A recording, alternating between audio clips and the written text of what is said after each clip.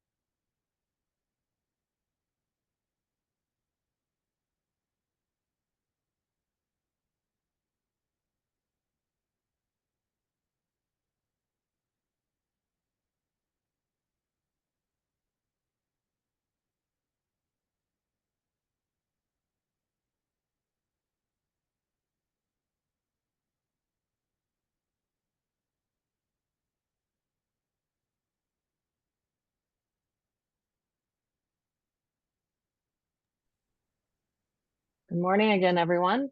Thank you for making time to join us today. I'm Eudora Struble. I use she, her pronouns. I work at Wake Forest University in Winston-Salem, North Carolina. I'm co-chair of the North Carolina Higher Education Digital Accessibility Collaborative, which is a special interest group for the UNC Cause Group. We're excited to welcome you today to our 4th annual conference. We're hosting this conference in celebration of Global Accessibility Awareness Day, which had its 13th year in May. We're pleased to offer a day of learning and sharing on digital accessibility as we continue our collective journey to create a more accessible and inclusive world. Before we get started, I wanted to give a huge thank you to our knowledgeable presenters for the gift of their time and insight, to UNC Cause and Wake Forest University for sponsoring accessibility services, to Chelsea Porter and UNC Chapel Hill for hosting and facilitating the Zoom webinar for today, and to our live captioners and American Sign Language interpreters. And thank you all for making time to be here. Members from our North Carolina group will be moderating and offering tech support throughout the day. So first off, please welcome Shiroz Badruddin from UNC Chapel Hill to introduce our keynote speaker. Shiroz? Thank you, Eudora. Hello, everyone. I'm Shiroz Badruddin. I'm a digital accessibility consultant at UNC Chapel Hill. Thank you for joining us for our first session. We'll be discussing the new ADA Title II regulations requiring accessible web content. So our keynote speaker is Judy Risch, the Title IX and Equity Access Services Special Advisor at Grand River Solutions. Judy is a highly esteemed expert in digital accessibility with over 20 years of experience from her time at the Office of Civil Rights in the U.S. Department of Education. At Grand River Solutions, she collaborates with senior leadership across various sectors, ensuring compliance with federal civil rights laws related to disability discrimination, equity, access, and technology. Judy is nationally recognized for her expertise, serving as a senior attorney and co-led the National Digital Accessibility Team at the Department of Education, where she managed attorneys and investigators enforcing digital accessibility policies. Her contributions include technical guidance for the ADA Title II amendments and updates to the Section 504 regulations for digital accessibility. Judy is a sought-after speaker and educator, advising and presenting on civil rights laws to organizations nationwide, including AHEAD NACUA, EDUCAUSE, and various educational systems and CIOs. Her role is pivotal in providing compliance guidance and forward-looking strategies to businesses and educational systems. So a few notes before we begin. This session will be recorded and will be shared after the conference. We have professional captioning services and ASL during today's session. You can access the settings and turn these features on or off in the Zoom menus. Please use the Q&A feature to post your questions. You will have the option to post anonymously if you prefer, and I'll get to them towards the end of our session. If you have issues with Zoom, please let us know in chat. We have someone monitoring who can try to assist you. You can also email digital_accessibility@unc.edu. Finally, please remember to complete the survey after the session. A link and QR code for the survey will be displayed at the end, as well as shared in the chat. All right, Judy, you can take it away. Thank you. And I'm going to attempt to share my screen. It's always an adventure. Sooner look at that. And the link to my deck is going to be in the chat at some point. I can't send it though. So, but if you can't get it, just shoot me a message and I will gladly see what I can do. Okay. I'm going to just try to zip through a bunch of this stuff this morning. We are at a crossroads time. So it's an interesting time of, we have standards that are out today and things you need to be doing today, but then there are also requirements in 2 years for all of us that we really are critical and are going to take us 10 years to get there. So just be cognizant of that. This is a journey, not an overnight solution. And I just thank you for taking the first steps on the journey by being here today. It's different. What everybody's doing in this space is different. If you have specific questions, I'll leave lots of time at the end to ask. And that's where we're at. So I'm going to just dive in. I hope the chat had given you, I can't see the chat at this point. Someone had dropped in the chat the presentation. If not, it is right there, but it is gunky. So we'll make sure everybody gets that. It's a PDF, and if it's inaccessible or you have a problem accessing it, just shoot me an email. I'll get you whatever you need of it and however you need it. So I'm going to skip a lot of slides. This is not just because we're not talking about, this isn't legal advice. I'm not your attorney. I'm actually not in an attorney role, though I do have a law degree. I am a consultant at this point in time. So we're going to talk today about a few different things. We're going to talk about what is the current legal standards? What do you need to be doing today in your classrooms? What are accessibility standards? What are out there? What do people think of? Then we're going to talk about the new regulations that go into effect for almost everybody here within 2 years. How to prepare, and then just some last notes and some documents that are useful and reference. So, because there are some legal changes, I've been talking about digital accessibility probably for about 10 years publicly. I've been working with at least the community college system in North Carolina for over 10 years on this issue. And we've been saying there are going to be regs coming, there are going to be regs coming, and well, there are regs, they're here. And now we have between 2 and 3 years, depending on the size of your entity, and we'll talk more about that, how long you have.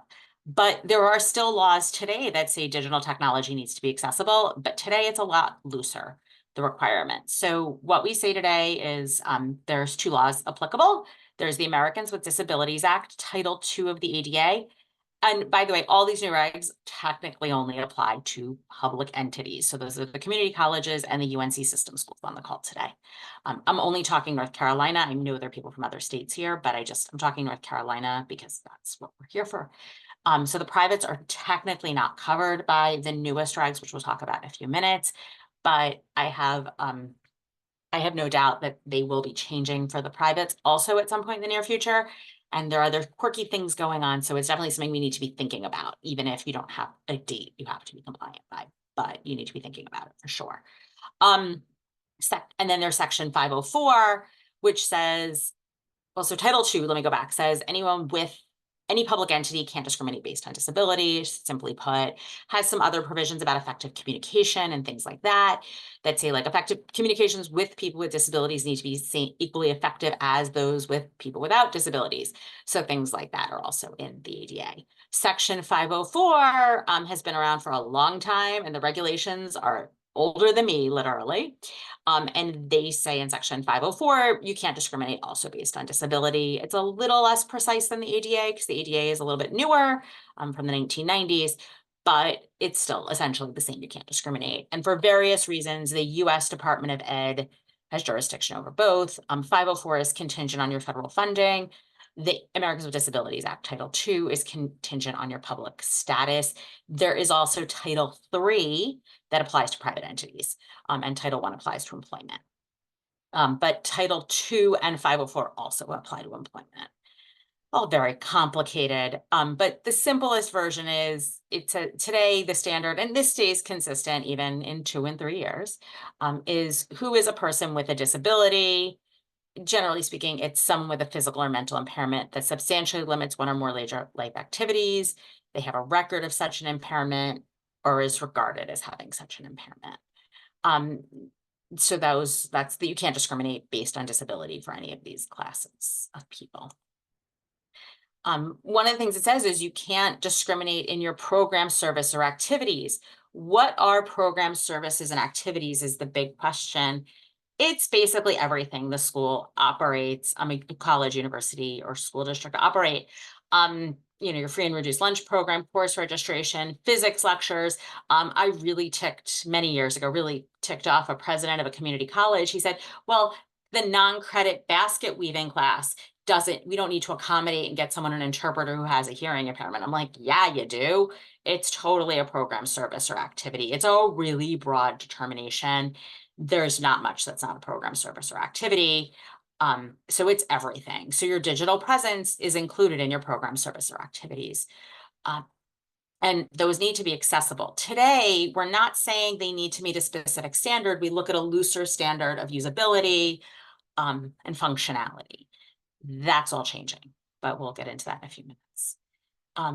What we need to do is ensure people with disabilities receive equal access to all benefits provided by the technology in an equally effective, integrated manner compared to people without disabilities. You need to be able to acquire the same information, engage in the same interactions, enjoy the same benefits and services with substantially equivalent ease of use. I call this the 2 a.m. in your pajama standard. So I'm a JD PhD, which doesn't mean anything for any real reason, but for the fact that I spent way too long in grad school. And I did a lot of research for my PhD at 2 in the morning. And if someone who does not need assistive technology can do it at 2 in the morning, that means everybody needs to be able to do it at 2 in the morning. So if you have a database that's completely inaccessible today, that's okay. Big if, at 2 in the morning, if it's only available 9 to 5 Monday through Friday during the library hours, so that someone without a disability only has access to it by going to the library. If a person with a disability has to go to the library also and work with the librarian, that's okay today. Remember those words.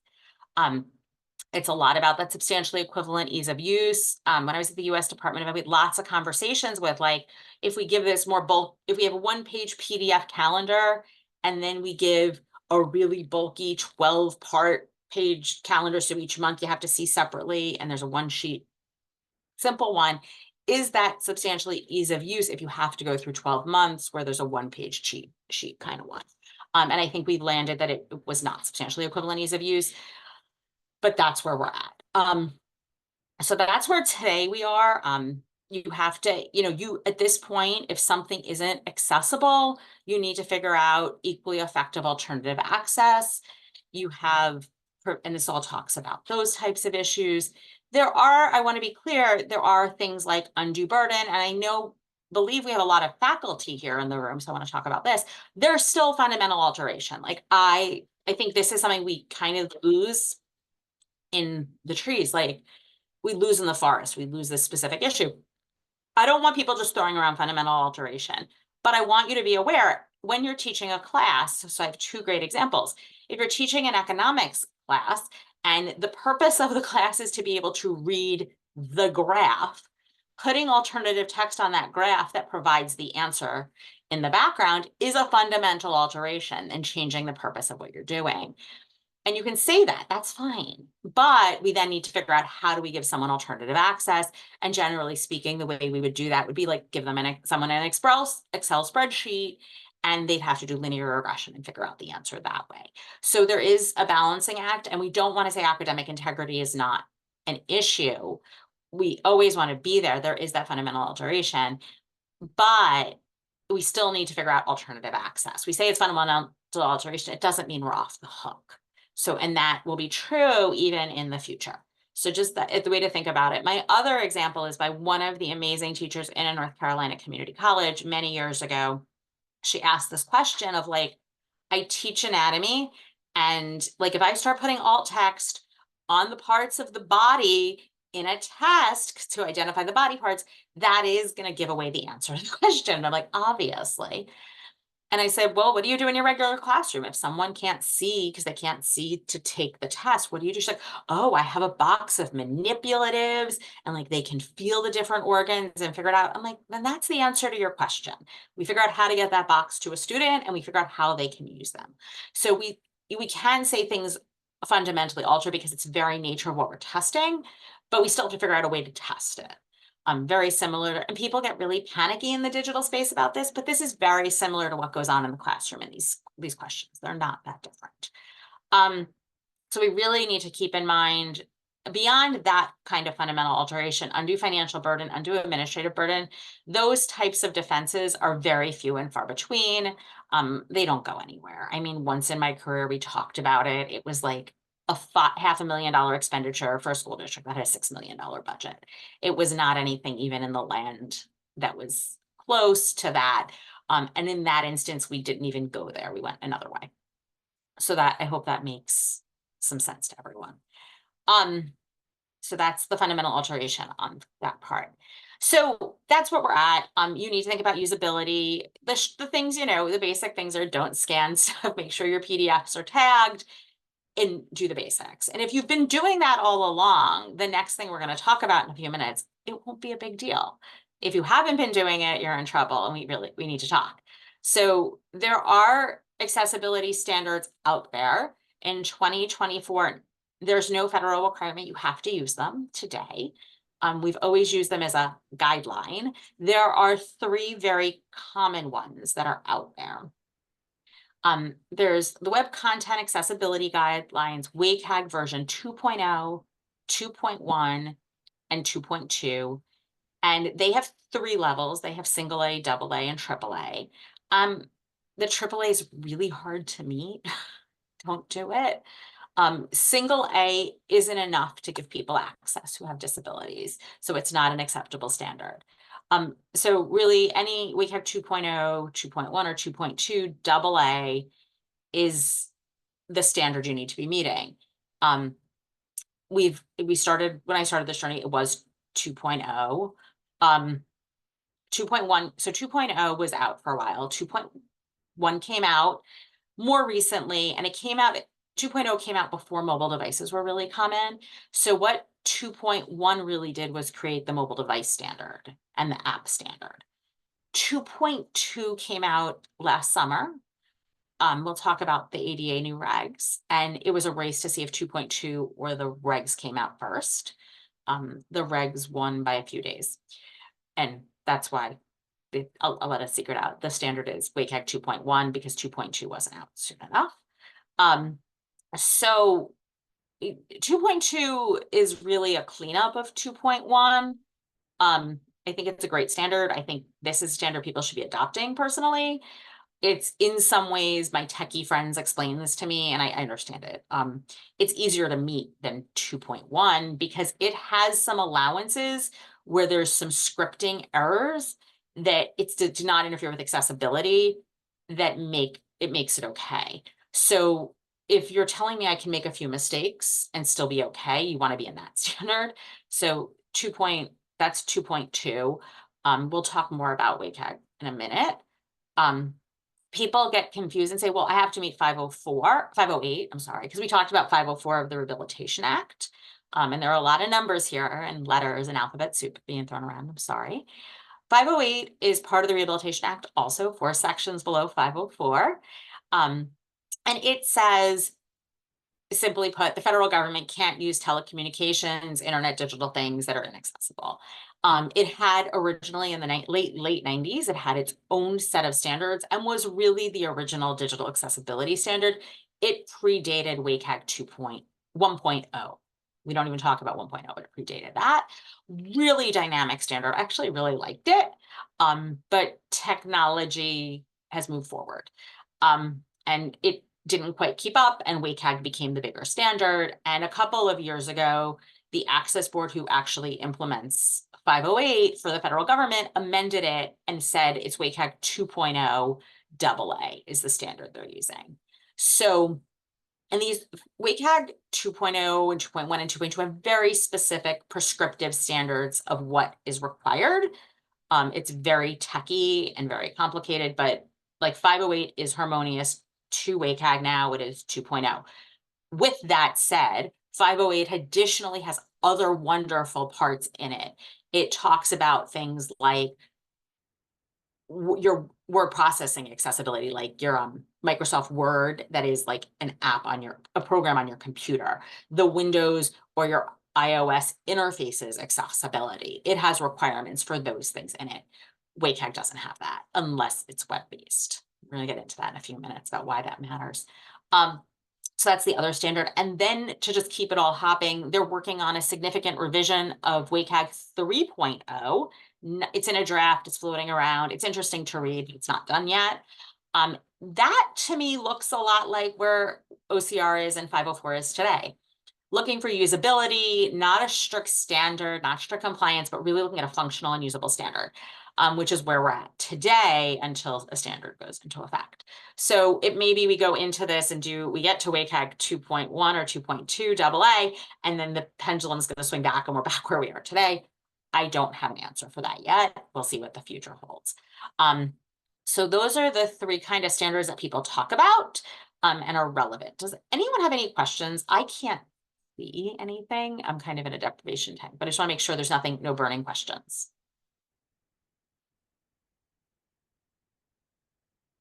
Okay. I'm going to keep going. So we have a new regulation. I keep alluding to this too, So on August 2nd, 2023, and the Justice Department announced they're going to issue regulations for Title II. We knew they were coming. There was an announcement of we're anticipating them coming. It's super important. So they issue draft regulations, and a whole bunch of amazing people who are on this call spent a whole bunch of time putting comments in, because honestly, these regs stank. They were terrible. And all the comments went in, and the Justice Department heard all those comments and worked really hard.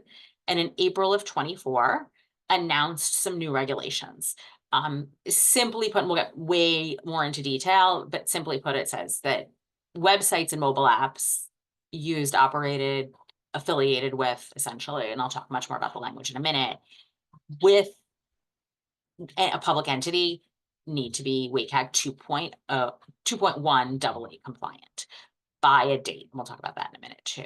So that's where we're at. There's this regulation coming, and we'll talk about scoping. And this is really kind of scary. But that's where we're at. And it's an exciting time. But it is, there are a lot of people stressing out here, and it is a little scary where we have to be. So here's the situation. So we have, for our entities that are serving, and we're going to talk about this entity size issue because it's really interesting, that serve 0 to 49,999 persons. You do have till April 26, 2027. Don't worry about the special government district. It's a one-off. It's nothing that applies to anyone here. If you have 50,000 or more people you're serving, but we're going to talk about this because it's not what you think. You have 2 years. You have till April 24th, 2026.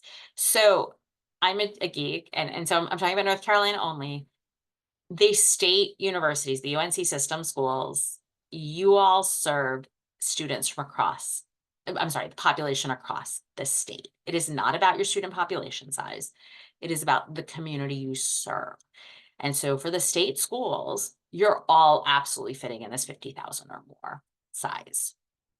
I'm a geek, and I was working at the community college a few weeks ago So I checked every community college in the North Carolina community college system. There are 58 of them, I think, and either 6 to 8 of them fall in this small exemption. I don't remember who they are off the top of my head. I have it here on my computer. I can dig it up if someone really needs it. But there are only a handful of community colleges that serve this that meet these standards. And even some of those are like precarious. Like if you use the census data, they're fine. The census data is already 4 years old.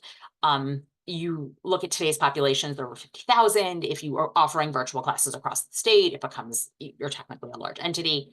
So very few people have 3 years. I can almost guarantee it. It is, and I want to restate this, it is not about the size of the school and the student population size. It is about the community you serve. So what these regs were written for was your public library, right? And what your town, how big is your municipality that public library serves. So that's where they're coming at it from. I have linked 2 different links. The Census Bureau, you can do searches. Sometimes when you're really looking at the county things, I find the World Population Review a little better. But both are great resources to figure it out. But essentially, if you're on this call, you're falling in the largest group. There are very few populations that are in the 3-year time frame. There are a handful in North Carolina. School districts, there are a few that might fall in this, but you're all county districts and they're getting pretty big. So that's the when it effective date. So it's 2 years away. It's soon. It's gonna fly. It's gonna fly by. I was talking to someone the other day and we were talking about HR systems. And HR systems, you have them for 8 years when you sign those contracts. And if you're in year 2 of that contract, you now have an HR system that may not be accessible, but you need it to be in 2 years. It's an interesting time. So that's where we're at in. So what does the language, the regs say?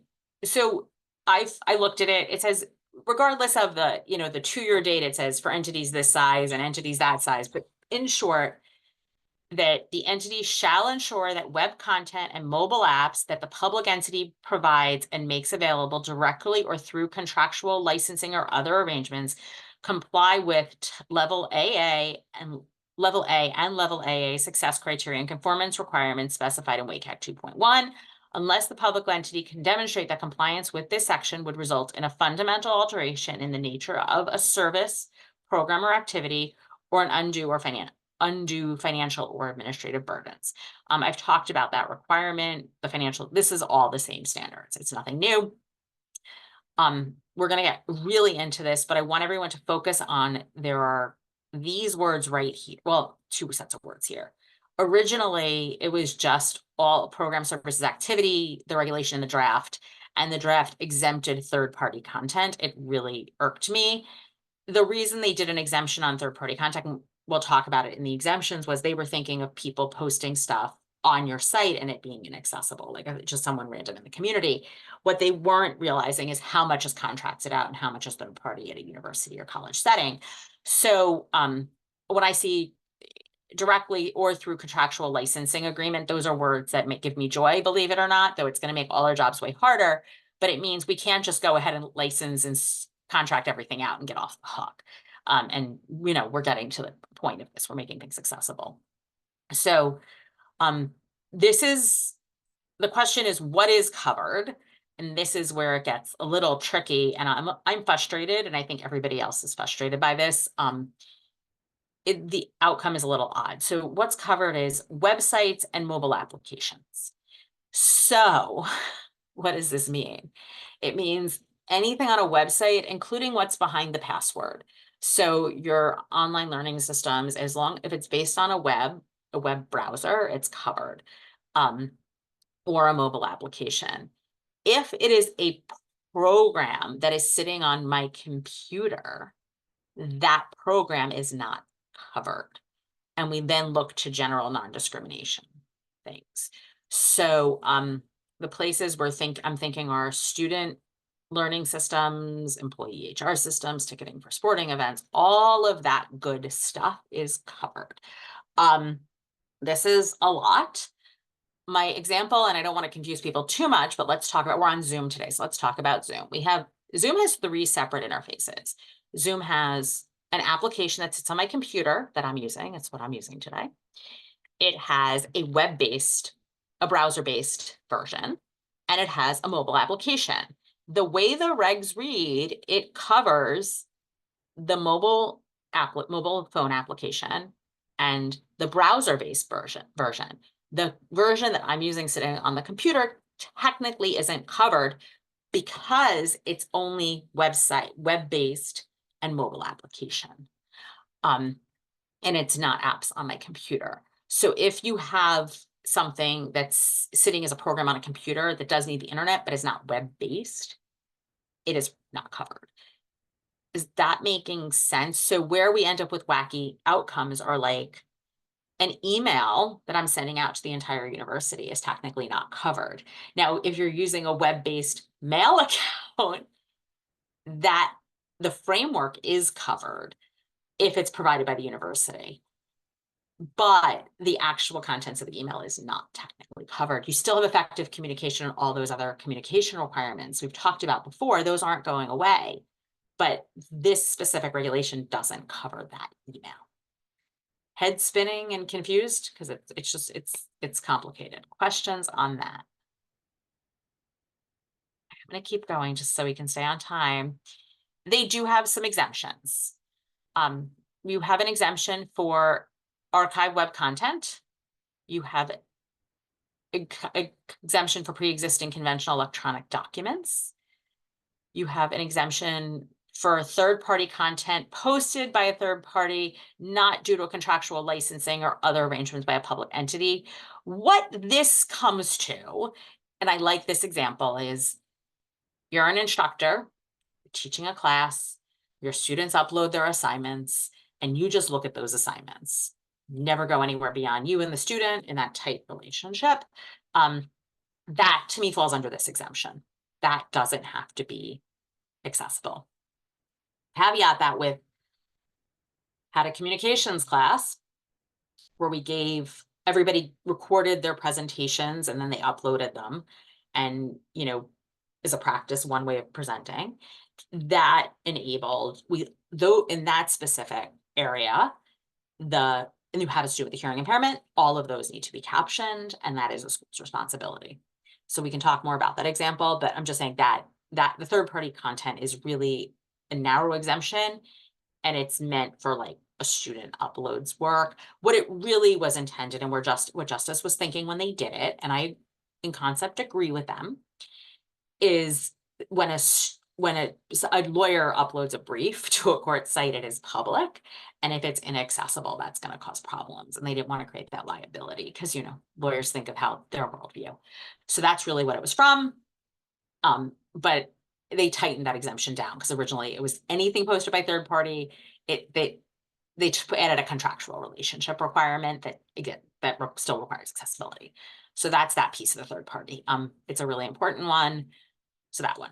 Password protected individualized bills such as water bills and portals, but you still need to have access to the information. Don't forget that.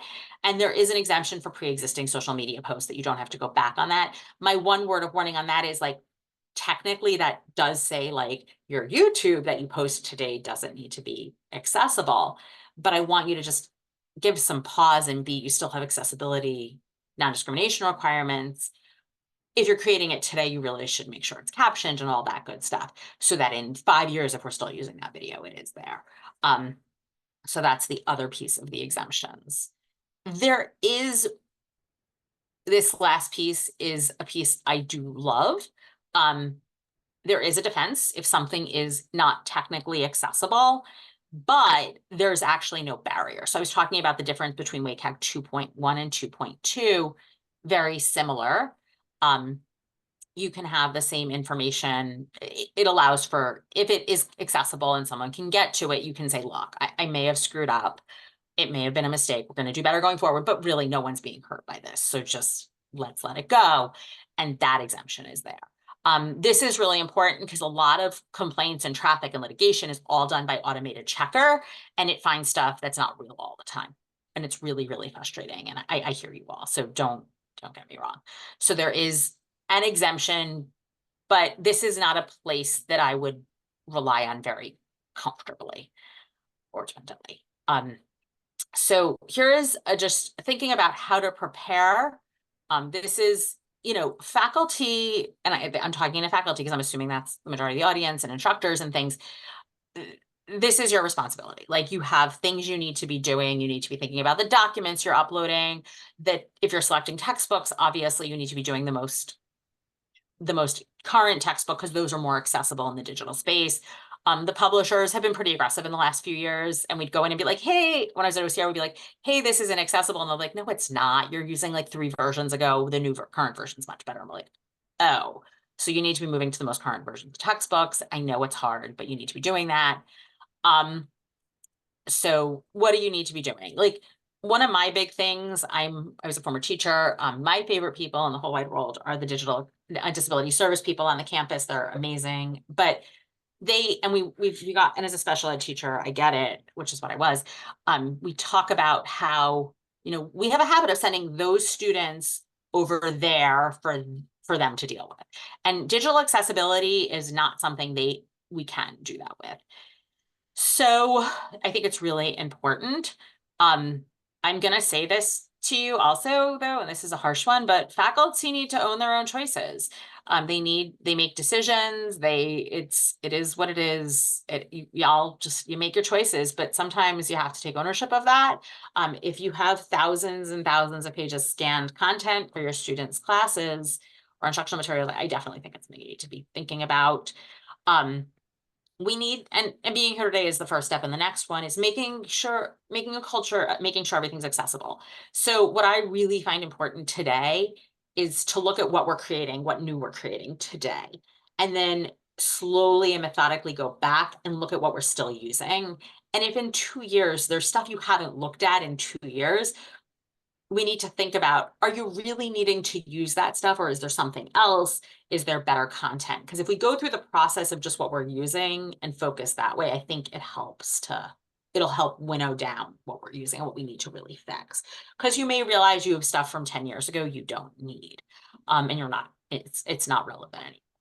So that's always important. So a lot of what we do is covered by vendors and third parties. And so we need to be thinking about vendors and how we're dealing with the vendors and how the contracts are signed. And if we're re-signing a contract, we need to consider that. I can spend hours on this. I'm not going to cover this too much just because that's not much anyone has control. One comment is making something accessible doesn't impinge on someone's First Amendment rights. I need to just be clear on that. So I want you to think about that. It's, accessibility and the rights of people with disabilities in this area does trump a freedom of speech, but it's not what you're saying, it's just maybe how you're saying it or adding alternative text or supplementing it differently. So that's that piece of it. And then just some more things of what to do. And I say this is designed because it's for colleges, but I was like going to tweak it for this presentation because I was looking for more faculty, but I decided it's not.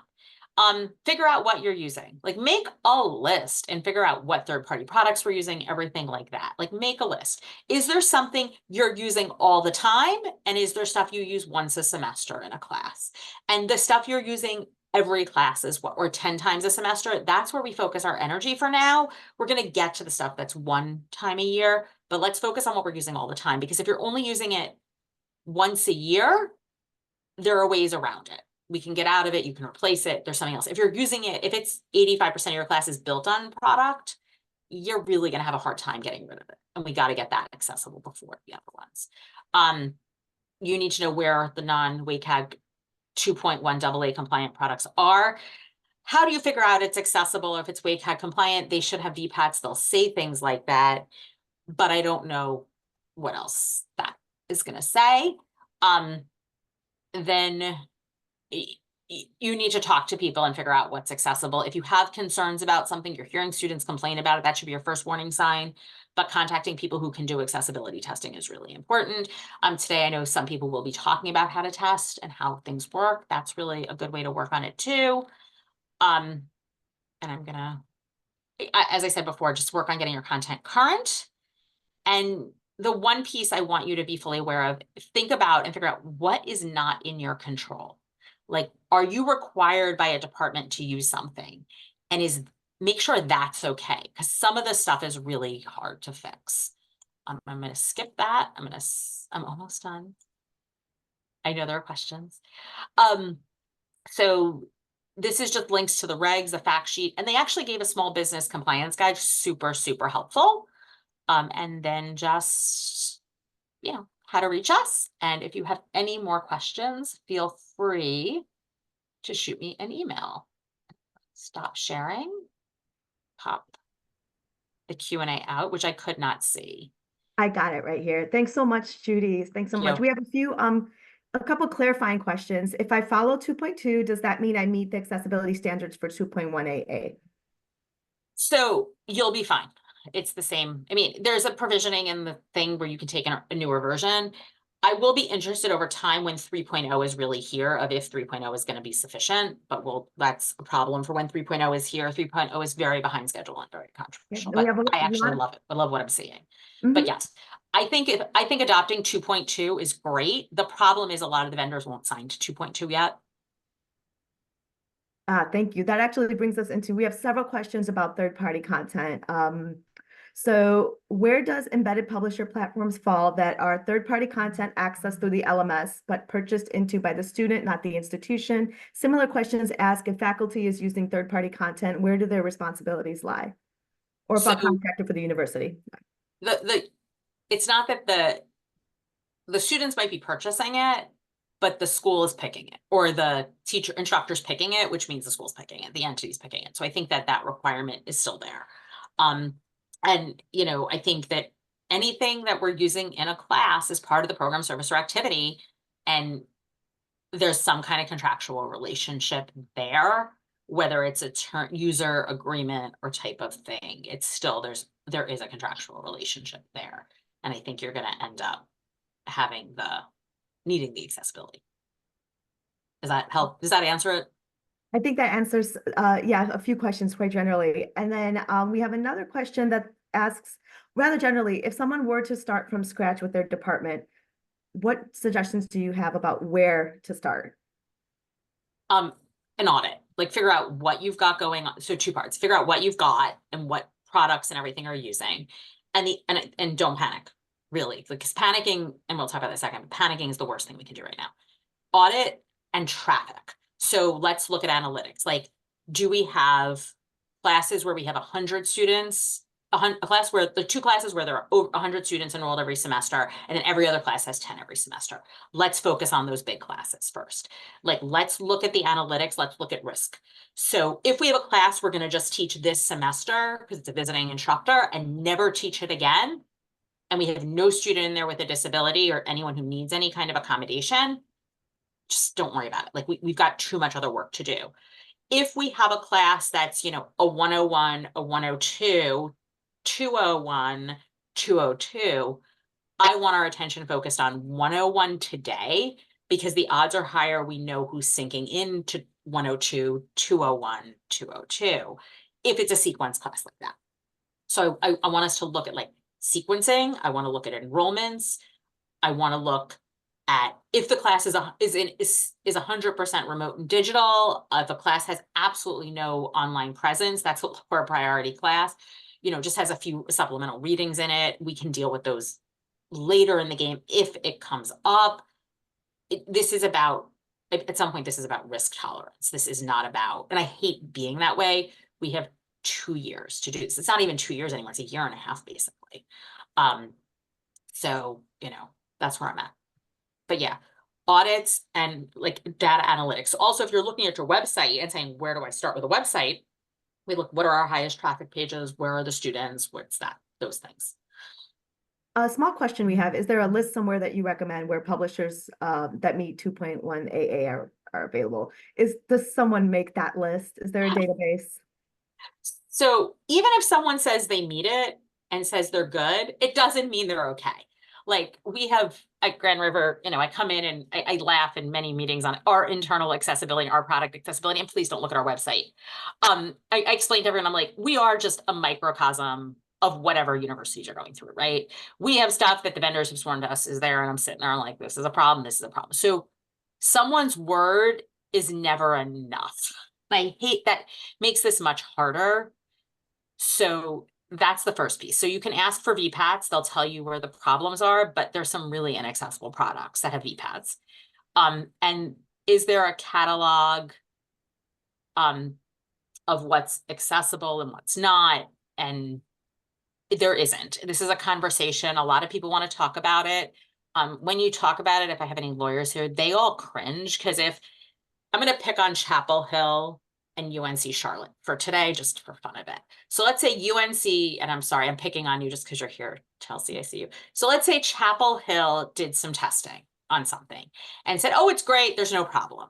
UNC Charlotte just takes Chapel Hill's testing. And this is just the argument the lawyers make. Charlotte takes the testing. UNC Charlotte ends up sued because UNC Chapel Hill missed something. And there's a problem with the suit and there's litigation. UNC Charlotte now is blaming Chapel Hill, and they're bringing each other into the lawsuit, and it becomes a big legal nightmare.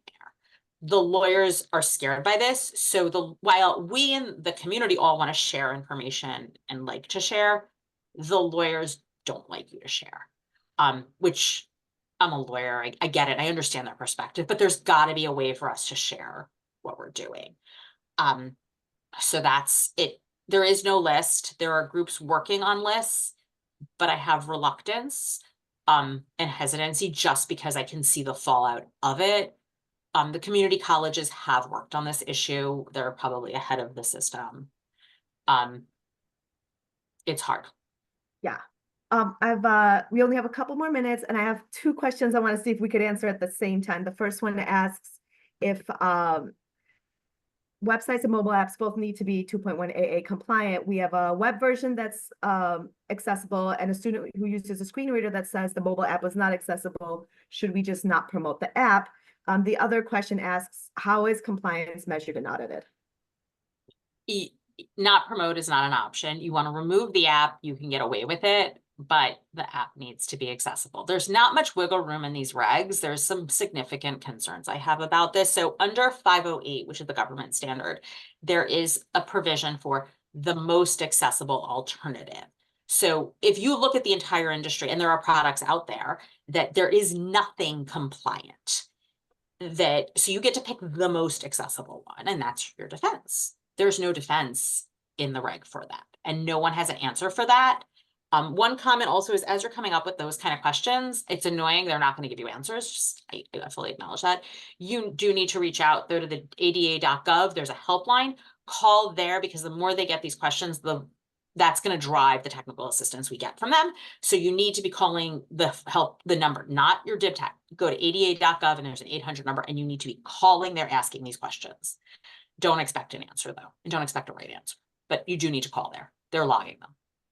And I just see one quick question. Are PDFs accessible? Some are, some aren't. Maybe, it all depends. There's whole sessions on that at some point in time. Excellent, excellent. I'm going to try to squeeze in one more question. Asking here, if I have a class and a student does not state they need an accommodation, does the course content need to meet 2.1 AA? Today, no, but on April, 2026, yes. All right. Thank you so much, Judy. I'm going to go ahead and share our screen real quick so that folks can see. We have a survey QR code on the screen there, and then we also have a link to our survey you can find in chat. Thank you, everyone, for joining.